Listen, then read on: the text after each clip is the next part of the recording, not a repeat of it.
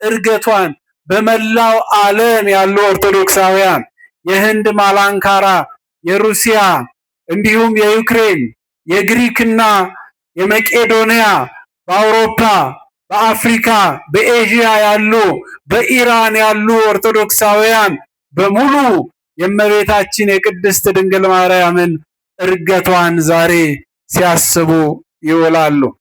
ኦ ማርያም በእንተ ዝናፈቅረኪ ወናቤኪ እስመ ወለድኪ ለነ መብልዐ ጽድቅ ዘበአማን ወስቴ ሕይወት ዘበአማን። ማርያም ድንግል ሆይ ስለዚህ እንወድሻለን፣ እውነተኛው የሕይወት መብል እውነተኛውን የሕይወት መጠጥ ወልደሽልናልና በልተን የማንራበው አንድ ጊዜ በልተነው ሕይወት የሆነንን መድኃኒት ወልደሽልናልና። በዓለም ላይ ብዙ መድኃኒቶች ተሰርተዋል። በዓለም ላይ ብዙ መድኃኒቶች የጨጓራ፣ የኩላሊት፣ የደም ግፊት ልዩ ልዩ ኪኒኖችን ወስደናል። ማስታገሻዎችን፣ ቫይታሚኖችን ውጠናል። ነገር ግን እነዚህ ጊዜያዊ መፍትሄዎች ናቸው። ትንሽ ሲቆዩም ይበላሻሉ ወይም ኤክስፓየር ያደርጋሉ። ኤክስፓየር ማያደርገው የዛሬ 2000 ዓመት በቀራንዮ ተራራ ላይ ማርያም ድንግል ወልዳ የሰጠችን አማናዊው መብልዐ ሕይወት አማናዊው ስቴ መድኃኒት ኢየሱስ ክርስቶስ አንድ ጊዜ በልተን የማያስርበን አንድ ጊዜ ተቀብለነው ሕይወት የሚሆነን መድኃኒትን ወልደሽልናልና ማርያም ሆይ ስለዚህ መድኃኒትን ስለወለድሽልን እናመሰግንሻለን፣ ከፍ ከፍ እናደርግሻለን እያለ አመስግኗታል። እመቤታችን የመድኃኒት እናት ናት። አንቲ ውእቱ መሶበ ወርቅ ንጹሕ እንተ ውስቴታ መና ኅቡእ ኅብስት ዘወረደም ሰማያት። ከሰማይ የወረደው ኅብስት ከሰማይ የወረደው እውነተኛው አማናዊ መብል ኢየሱስ ክርስቶስ የተቀመጠብሽ መሶበ ወርቅ። መሶበ ወርቁ ድንግል ማርያም ናት። መናው ልጇ ኢየሱስ ክርስቶስ ነው። አንቲ ውእቱ ማዕጠንት ዘወርቅ ጽናው እመቤታችን ድንግል ማርያም ናት። አዎ ፍሙ መድኃኒት ኢየሱስ ክርስቶስ ነው። ፋት የሆነው ሕይወት የሆነው መድኃኒት የሆነው ድህነት የሆነው ቤዛ የሆነው ከአቤል ጀምሮ እስከ በራኪው ልጅ እስከ ዘካርያስ ድረስ ብዙ ደም ፈሶ ነበረ። የነዛ ሁሉ ደም ሊያድነን ሳይችል ቀርቶ አማናዊ መስዋዕት ሆኖ ኢየሱስ ክርስቶስ በቀራንዮ ተራራ ላይ የዓለምን ታሪክ የቀየረ ስራ ሰርቶ በደሙ ፈሳሽነት አንጽቶን ቀድሶን ሕይወት የሆነንን ያንን መድኃኒት የወለደችልን ማናት? ማናት? እስቲ ተናገሩ። እመቤታችንን አመስግኗት። ረፈዳችሁ። እግዚአብሔር አምላካችን ስሙ የተመሰገነ ይሁን። እንኳን አደረሳችሁ።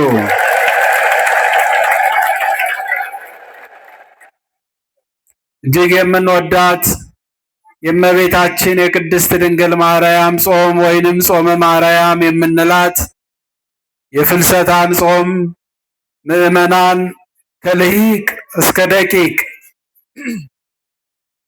ሕፃናት፣ አዋቂ፣ ወጣት፣ ሽማግሌ ሁሉም በፍቅር ሆኖ የሚጾመው ታላቅና ተወዳጅ ጾም ነው። በጾም ውስጥ ጸሎት አለ። በጸሎት ውስጥ ምጽዋት አለ። ጸሎት ብሂል ተናግሮ ምስለ እግዚአብሔር። ጸሎት ማለት ከእግዚአብሔር ጋር መነጋገር ማለት ነው። ስለዚህ በጾምና በጸሎት ቆይተን እመቤታችንን ስናመሰግን ቅዳሴዋን ስንቀድስ ስናስብና ስንዘክር ቆይተን የአሮጌውን ዘመን የመጨረሻውን ጾም ጾመን አዲሱን ዘመን በተስፋ የምንጠብቅበት ወቅት ነው። አባቶቻችን ቡሄ ከዋለ የለም ክረምት፣ ዶሮ ከጮኸ የለም ሌሊት እንደሚሉት ከዚህ በኋላ ስለ ክረምት ሳይሆን ስለ አዲሱ ዓመት፣ ስለ አደይ አበባው፣ ስለ ተስፋው ስለምናየው አሻግረን ተስፋ ስለምናደርገው ነገር ስለምናቅደው እቅድ በተስፋ የምናለምበት ራእያችን የሚሳካበት ዘመን እንዲሆን ስንጸልይ ቆይተናልና ጸሎታችንን፣ ጾማችንን እግዚአብሔር ይቀበለን። እግዚአብሔር ይባርካችሁ።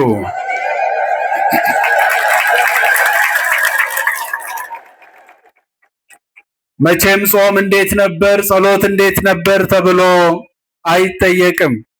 የጾምና የጸሎት ምስጢር ማንኛውም ሰው ከእግዚአብሔር ጋር ብቻ የሚነጋገርበትና ሐሳበ ልቡናው እንዲፈጸም የሚጠይቅበት፣ የተቆለፈው ነገር የሚፈታበት፣ የራቀው ነገር የሚቀርብበት፣ የተበተነው የሚሰበሰብበት፣ የታጣው የሚገኝበት፣ ከእግዚአብሔር ጋር ኅብረት አድርጎ በምስጢር የሰው ልጅ የሚነጋገርበት ትልቁ መሳሪያ ጾምና ጸሎት ነው። አንድ ታሪክ ነግራችሁና ወደ ዕለቱ መልእክት እገባለሁ። ትንሽዬ ፎከር አውሮፕላን ከአንድ ቦታ ተነስታ ወደ ሌላ ቦታ ትሄዳለች። በአውሮፕላን ውስጥ 6 ሰዎች ተቀምጠዋል። ፓይለቱ ክርስቲያን ነበረ። ጉዞ ከመጀመራቸው በፊት ሁላችንም ተነስተን ጸሎት እናድርግ አለ አብራሪው ካፒቴኑ። ሁሉም ለጸሎት ተነሳ። ከመካከላቸው 6ኛው ሰው ፈላስፋ ነበረ። ፍልስፍናው እግዚአብሔርን አሳጥቶታል። እግዚአብሔር የለም ብሎ የሚያምን ሰው ነው። በታሪክ ብዙ ሰዎችን ታውቃላችሁ። በኮሚኒስት ዘመንም ከዛ በፊትም እግዚአብሔር የለም ያሉ ሰዎች አሉ። እግዚአብሔር አለ፣ እነሱ ግን የሉም። እግዚአብሔር ስሙ የተመሰገነ ይሁን።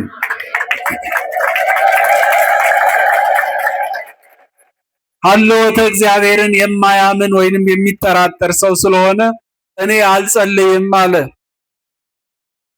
ሌላኛው አስተማሪ ነው። ሁለተኛው፣ ሶስተኛው መሐንዲስ ነው። አራተኛውም ነጋዴ ነው። አምስተኛው አረጋዊ አባት ናቸው። 6ኛው ሕፃን ልጅ ነው። ሁሉም ተነስተው 5ቱ ሲጸልዩ 6ኛው ሰው አያስፈልገኝም ጸሎት አለ። 5ቱ ጸለዩ። ምን ብለው ጸለዩ? ጌታ ሆይ በሰላም እንዳስነሳህን በሰላም ደግሞ ያሰብንበት ቦታ አድርሰን ብለው ጸለዩ። በሰላም አድርሰን ማለት እንዴት ግሩም ነበር! አንድ ጊዜ መኪናዎች ላይ እንዲሁ ከኋላ ሆነን ስናያቸው ቅዱስ ገብርኤል ይከተለን፣ እግዚአብሔር ይምራን የሚል ጸሎት መኪና ላይ ተለጥፎ እናያለን። ጥሩ ነው። እግዚአብሔር ይምራ፣ ይከተል ብቻ ሳይሆን እግዚአብሔር ከፊት ይሁን። እግዚአብሔር ከፊት ይምራችሁ። እግዚአብሔር የመራው ሰው አይወድቅም። አውሮፕላኑ መብረር ጀመረ። ደመና ውስጥ ከገባ በኋላ ተንገራገጨ። ፓይለቱ አብራሪው ሞከረ፣ አልቻለም። ሁላችሁም የመንሳፈፊያ ትጥቅ ታጠቁና ከአቅም በላይ ስለሆነ መዝለል ይኖርብናል፣ ፓራሹት ታጠቁ አላቸው። ሰዎቹ ስንት ናቸው? ፓራሹቱ ደግሞ 5 ነው። ስለዚህ ፓይለቱ የራሱን ታጠቀ። ሁለተኛው አስተማሪ ነው። እኔ ለብዙ ሰዎች የእውቀት ምንጭ ስለሆንኩኝ መትረፍ አለብኝ ለተማሪዎቼ ብሎ ታጠቀ። 3ኛው እንደዚሁ ነጋዴው እንዲሁ ታጠቀ። 4ኛውም ታጠቀ። ስንት ተረፈ? አንዱን ሁሉም እየታጠቁ ዘለሉ። አንዱን ሕፃኑ ልጅ አነሳ፣ ለአረጋዊው ሰው እየሰጣቸው፣ የለም ልጄ አንተ ብዙ ተስፋ አለህ፣ አንተ ታጠቀውና ዝለል፣ እኔ አረጋዊ ስለሆንኩ ዕድሜዬም ስላለቀ እዚሁ እቀራለሁ ሲላቸው፣ አይደለም አባቴ ለእኔም ሌላ ፓራሹት አለ አለና ጎትቶ ከውስጥ አወጣና ከጠረጴዛው ስር ከወንበሩ ስር ሰጣቸው። እንዴ 5 አልነበረም ወይ ሲሉት፣ አዎ 5 ነው። ስድስተኛውን ኬት አመጣህ ሲሉት፣ ያ ፈላስፋው ያልጸለየው ሰው እኮ የኔን የትምህርት ቤት ቦርሳ ታጥቆ ነው ወደ ታች የዘለለው። እግዚአብሔር እንዴት እንደሚያድን አያችሁ። ያልጸለየ ሰው አብላኝ ያለበላ አውጣኝ ያለወጣ ነው የሚባል ነገር አለ። ስለዚህ ስንጸልይ እግዚአብሔር በአንድም በሌላም ምክንያት ይሰውረናል፣ ያድነናልና ጸሎታችንን ልመናችንን እግዚአብሔር ይቀበለን። ፈለሰት ማርያም በስብሐት ውስተ ሰማያት። ዛሬ እመቤታችን ድንግል ማርያም ወደ ሰማይ ልጇ የትንሣኤ በኩር ሆኖ ትንሣኤን ያሳየበት ለእመቤታችን ታላቁን ትንሣኤ የገለጠበት እመቤታችን ድንግል ማርያም መነሳቷን ሞት በጥር በነሐሴ መቃብር እያል የምናውጀው እመቤታችን ከመቃብር በኋላ ያረገችበት እርገቷን በመላው ዓለም ያሉ ኦርቶዶክሳውያን የህንድ ማላንካራ፣ የሩሲያ እንዲሁም የዩክሬን፣ የግሪክና የመቄዶንያ፣ በአውሮፓ፣ በአፍሪካ፣ በኤዥያ ያሉ በኢራን ያሉ ኦርቶዶክሳውያን በሙሉ የእመቤታችን የቅድስት ድንግል ማርያምን እርገቷን ዛሬ ሲያስቡ ይውላሉ። እመቤታችን ድንግል ማርያምን ብቻ አይደለም ጌታ እንዲያርጎ ያደረገው፣ ኤልያስ አርጓል። ኤልያስ ሌሎችም ያረጉ አሉ። እመቤታችን እርገቷ የሚነገርበት ዕለት ነው።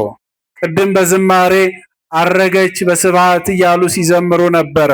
ይሄ ለመድኃኔ ዓለም ለክርስቶስ የተሰጠ መዝሙር ስለሆነ የጌታን ለጌታ የእመቤታችንን ለእመቤታችን መዘመር ነው እንጂ ዝማሬ ማቀላቀልም ተገቢ አይደለም፣ ክልክል ነው። አረገ በስብሐት እያልን የምንዘምረው ለመድኃኔ ዓለም ለኢየሱስ ክርስቶስ ብቻ ነው። ለእመቤታችን ስለ እርገቷ የተዘመሩ ልዩ ልዩ ዝማሬያት ስላሉ እሱን መዘመርና በሱ ማመስገን ነው የሚገባን። የዝማሬ ምስጋና ባለቤት እግዚአብሔር ስሙ የተመሰገነ ይሁን። እመቤታችን ድንግል ማርያምን እንወዳታለን። ብዙ ከተናገረ በኋላ የቅዳሴ ማርያም ደራሲ ብዙ ካለ በኋላ ኦ ማርያም በእንተ ዝናፈቅረኪ ወናቤኪ እስመ ወለድኪ ለነ መብልዐ ጽድቅ ዘበአማን ወስቴ ሕይወት ዘበአማን። ማርያም ድንግል ሆይ ስለዚህ እንወድሻለን፣ እውነተኛው የሕይወት መብል እውነተኛውን የሕይወት መጠጥ ወልደሽልናልና በልተን የማንራበው አንድ ጊዜ በልተነው ሕይወት የሆነንን መድኃኒት ወልደሽልናልና። በዓለም ላይ ብዙ መድኃኒቶች ተሰርተዋል። በዓለም ላይ ብዙ መድኃኒቶች የጨጓራ፣ የኩላሊት፣ የደም ግፊት ልዩ ልዩ ኪኒኖችን ወስደናል። ማስታገሻዎችን፣ ቫይታሚኖችን ውጠናል። ነገር ግን እነዚህ ጊዜያዊ መፍትሄዎች ናቸው። ትንሽ ሲቆዩም ይበላሻሉ ወይም ኤክስፓየር ያደርጋሉ።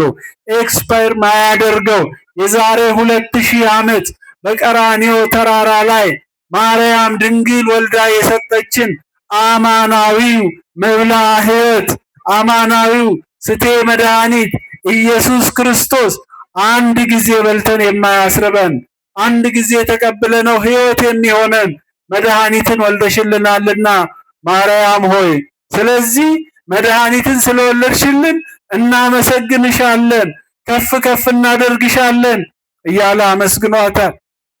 እመቤታችን የመድኃኒት እናት ናት። አንቲ ውእቱ መሶበ ወርቅ ንጹሕ እንተ ውስቴታ መና ኅቡእ ኅብስት ዘወረደም ሰማያት። ከሰማይ የወረደው ኅብስት ከሰማይ የወረደው እውነተኛው አማናዊ መብል ኢየሱስ ክርስቶስ የተቀመጠብሽ መሶበ ወርቅ። መሶበ ወርቁ ድንግል ማርያም ናት። መናው ልጇ ኢየሱስ ክርስቶስ ነው። አንቲ ውእቱ ማዕጠንት ዘወርቅ ጽናው እመቤታችን ድንግል ማርያም ናት። አዎ ፍሙ መድኃኒት ኢየሱስ ክርስቶስ ነው። እሳት የሆነው ሕይወት የሆነው መድኃኒት የሆነው ድህነት የሆነው ቤዛ የሆነው ከአቤል ጀምሮ እስከ በራኪው ልጅ እስከ ዘካርያስ ድረስ ብዙ ደም ፈሶ ነበረ። የነዛ ሁሉ ደም ሊያድነን ሳይችል ቀርቶ አማናዊ መስዋዕት ሆኖ ኢየሱስ ክርስቶስ በቀራንዮ ተራራ ላይ የዓለምን ታሪክ የቀየረ ስራ ሰርቶ በደሙ ፈሳሽነት አንጽቶን ቀድሶን ሕይወት የሆነንን ያንን መድኃኒት የወለደችልን ማናት? ማናት? እስቲ ተናገሩ። እመቤታችንን አመስግኗት።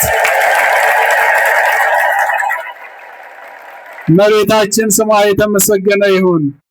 ብናመሰግንም ባናመሰግንም እንመሰገነው እኛ ነን። ቅዳሴ ማርያም መጨረሻው ላይ ቅዳሴ ማርያምን የሚቀድሰው ካህን እመቤታችንን የሚቀድስ እንዳይመስለው የሚቀደሰው ራሱ ነው ይላል።